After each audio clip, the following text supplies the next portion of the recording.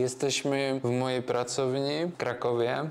Przygotowuję się do wystawy, która będzie miała miejsce w maju w UFO Art Gallery. Moment zaskoczenia jest w malowaniu bardzo ważny, bo on jest też jakby stymulujący. Bo staram się jakby cały czas oscylować naokoło tej przypadkowości.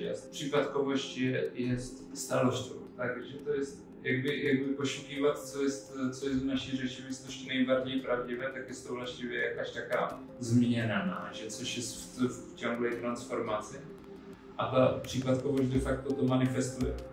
Poszukiwanie synergii pomiędzy komputerem i człowiekiem w procesie twórczym.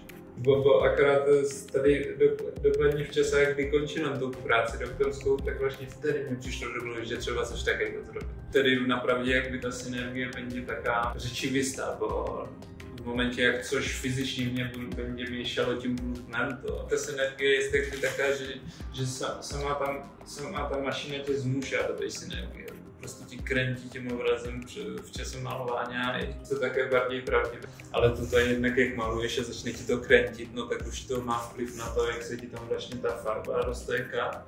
A już to rzeczywiście jakby tam dochodzi do jakiejś takiej autentycznej współpracy, ale cały czas jakby no, to jest takie, jest to rodzaj takiej iluzji, no, takiej symulacji.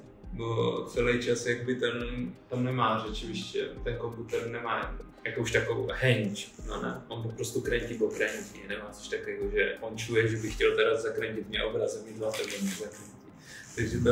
Także to jest takie trochę naciągane z tą współpracą, ale jednak są teorie takie, że cała nasza rzeczywistość jest symulacja i wtedy się to zgadza.